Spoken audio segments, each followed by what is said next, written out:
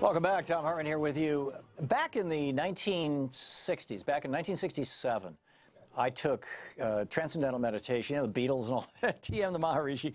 I was given a mantra. I learned how to meditate. In '68, I got into Self-Realization Fellowship, took Kriya initiation. In the late '60s, early '70s, for a couple of years, I was teaching meditation in downtown Detroit. We set up a meditation center in Atlanta when we moved to Atlanta. Over the years, I've been meditating for years and years and years. And in the '90s, when I started writing books on psychiatry, a number of friends, I started showing up and speaking at these brain conferences, and Rob Call's annual brain conference in particular, and got to know Barry Sturman, the guy who'd done the early work on EEG, where they were using cats, and which experiments that would be illegal now, where they were training cats with EEG neurofeedback, brainwave feedback, and hardening their brains essentially, and then assaulting them with chemicals that would damage their brains, and the animals were more resilient. And I got to know Joel Lubar, a guy who was doing groundbreaking work. He became a pretty good friend, along with a number of other people in the field, doing groundbreaking work on EEG neurofeedback in kids and ADHD and education and all this kind of stuff. I wrote several books about this. The problem was that the EEG machines, which I just loved playing with, I owned several of them over the years. These giant $20,000 two-computer contraptions where you put the goop on your head and you had to memorize all the electrode points and where's the sensory motor strip and everything else. It was just a huge hassle and expensive, and you had to have somebody operating the machine. And about 6 months ago, I noticed on Amazon there was this contraption called the Muse, M-U-S-E, and it's like putting a pair of sunglasses on. It's just a little quarter-inch wide strip of band that goes across your forehead with two little things that set on your ears, and it's reading your brain signals.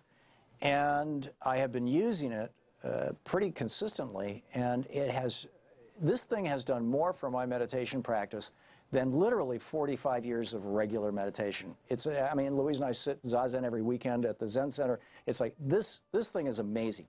And so I wanted to get one of the inventors of it on the program here to tell us the story of Muse.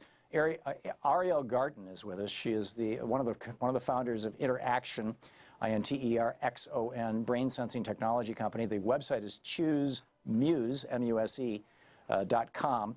And you can tweet her at Ariel underscore Garten or Choose Muse. Ariel, welcome to the program. Thom, it is such an honor to be here, and so amazing to hear about your background with neurofeedback and meditation. Yeah, well, I'm sorry to suck up all your time, but I thought that it would, doing that would give a little more credibility to what we're talking about. And I'm, and you and I have no financial relationship. This is the first time we've ever even talked. This is not an advertising pitch or anything. I'm genuinely, insanely excited about this thing. I bought one for one of my kids. I'm part of an international group of people who, well, I'm just telling everybody I know about it. So, Thank you. This is awesome. Where'd this thing come from? So this thing is Muse. It's a brain sensing headband that makes meditation easier. It tracks your brain during meditation using EEG, the technology you were describing, and gives you real-time feedback so that you know when you're in focused attention and when your mind is wandering. And there are 5 different primary frequencies of brain activity, and one of those is associated with kind of the bliss. I mean, alpha was a big deal in the '70s, right? The bliss state or the meditative state, and there's others, the beta, the higher beta frequencies in particular associated with your mind is wandering, or you're thinking, or you're having anxiety.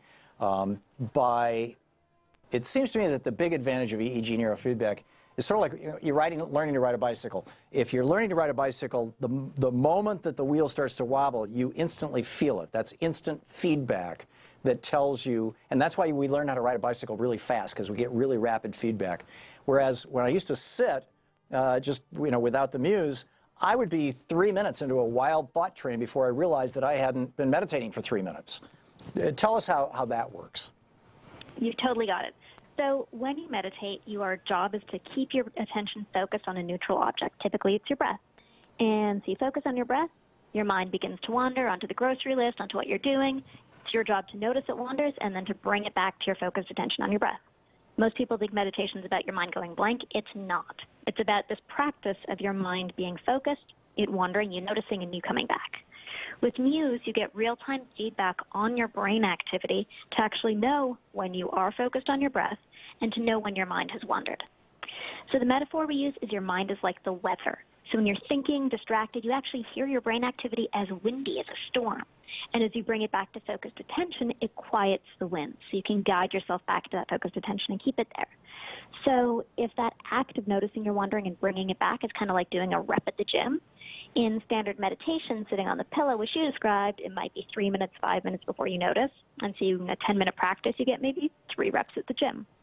With Muse, you can notice instantly that it wanders and instantly bring it back. So you can get 30 or 50 or 100 reps during your quote-unquote brain gym session, your meditation. Right. And you've got an app for this. It's called Calm, and that I use on my iPhone. And the app connects to the Muse that you're wearing on your head via Bluetooth. There's no goop or anything like that. You know, no electrodes to hook up. It's very straightforward. And the app generates sounds. Tell us about the sounds that you chose and how those sounds are your feedback loop or system or hook or whatever the word would be. Sure. So there's 5 different soundscapes that we use to represent your brain. And so when you're doing the Muse meditation, it actually sounds like you're literally listening to your brain. So you can be on the beach listening to the winds and the waves pick up when your mind is stormy, and then the quiet winds and waves just lapping as your mind becomes calm. Or you can be in a rainforest and listen to the trickling of the rain in the rainforest when you're quiet and calm, or the thunderous storms that happen when your brain kicks up into that anxious thought that you had or back onto that grocery list. So we have different soundscapes that really reflect the individual. We also have a city park, an ambient soundscape, because everybody's brain is different, and what it feels like to be inside somebody's mind sounds different to a different person. So it's really a system that customizes to you. Yeah, and then the little birds. Yes, and so when you're very quiet, a little bird comes and starts tweeting. So the idea is that when you're focused and you're able to maintain your focus, you get this little reward of birds. Now, you might think that reward is kind of antithetical to meditation. Isn't meditation supposed to be goalless? So the first time you notice this reward, you get super excited, and then the bird flies away, and then you lose your reward. So you're taught to be calm during your reward and to be calm during the loss of reward. So you're able to build all kinds of different skills that meditation practice teaches you using this tool. It's like the Buddhist idea of non-attachment. You know, don't even be attached to the birds. The other thing that I've noticed. That's the reward. Yeah, the other thing that I've noticed, I write a lot. I have 25 books in print and in 17 languages on 5 continents, and I typically write in the evenings or on weekends. Ariel, hang on just a second. Somehow somebody just got put on the air with us. Okay, we're back. You're still with me, Ariel, right? I'm here. Okay, great. And one of my challenges when writing has always been maintaining focus. And you know, I write about a variety of things, including attention deficit disorder, which I think I'm the poster child for. And so I would sit down to write, and I'd be, you know, into my 3rd paragraph, and suddenly I'd think, gee, I should go to the kitchen and get a snack, or, you know, I need to refill my tea, or whatever. And then I go down to the kitchen, and then, hey, there's something on TV. And 20 minutes later, I'm like, wait a minute, you know, and I get back to my writing. Sort of like my meditation. What I've noticed in the last 6 months that I've been using this Muse device is that there's the little process in my brain when I hear the birds or when I hear the storm of just go back to your meditation. Just go back. Yep. Just go back. I'm reminding myself. I don't even say it out loud to myself anymore, but it's just like, just go back to it. Just go back to it. And what I'm finding now in my writing, and Louise was just amazed this last weekend, Saturday, I wrote for like 8 hours straight, and I got knocked out 3 chapters for a re-release of a book that's coming out this fall, and I just. This has moved from my meditation practice into my daily work. And I'm wondering, is that a common experience? You're completely describing something that we hear all the time and something that I've experienced myself. So with Muse, what you're doing is you're training yourself to avoid the distraction. So your mind wanders, you notice it wanders, you bring it back. You do this while you're training with Muse, but then this starts to bleed into your daily life, which is really the goal, to learn how to meditate every time, everywhere. So I often hear from people that they'll be writing. In the past, when their mind would wander, they'd actually follow that wandering and go to the kitchen or to the cup of tea. And now they can just tell themselves, nope, it's okay. I know the skill of bringing it back, bringing it back, bringing it back. And what you're doing is you're both dealing with the distraction and you're dealing with the subtle anxiety that comes from something that's hard. So when you're writing, typically that need to escape comes when you're sort of come across a little roadblock or like, I don't know what to do next. And so there's a slight sense of discomfort. And what you learn with meditation with Muse is that you can manage that discomfort and say, I don't care, it's okay, I don't need to follow it, I can just stick with what I'm doing. So I've heard it in writing, I've heard it in phone addictions. So, you know, you get that sensation of like, oh, I should check my phone now. And before you know it, you've done that like 5 times in 20 minutes, and you keep jumping to your phone.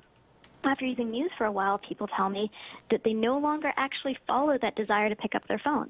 Initially, you might have the sensation, but then you realize, nope, I have the choice to stay in the present moment, and you keep doing it. I have to tell you a lovely story of a woman I heard. She was using Muse for about 2 weeks, and she was in the park with her kid. Her child was 2 years old. And she told me that every time previous she'd been in the park with her child, her mind had been wandering and she'd been totally not present. She'd be there while he's playing and think about the grocery list and what to make for dinner and what she has to do next. And it wasn't until actually starting a meditation practice that she could recognize that she wasn't actually present, that she was just in her thoughts. And now she could recognize she was in her thoughts and actually take the action to focus on her child and be in what should be the happiest moment of her life. Wow. That's a powerful story. We're going to hit a break here in about 10 seconds. Do you have competitors? So there are other devices on the market that help you meditate, like Spire, which tracks your breath, for example. So there are other devices that look at different parts of your physiology during meditation. There are 1 or 2 others that have been around with EEG, but Muse is definitely the thing that people are using. I know you all invented this sometime back. You crowdsourced it, brought it to the public in 2014, I believe. And and the website is ChooseMuse, ChooseMuse.com. Ariel Garten, the co-founder of this. Thank you, Ariel. Thank you. It's been a total pleasure. Great talking.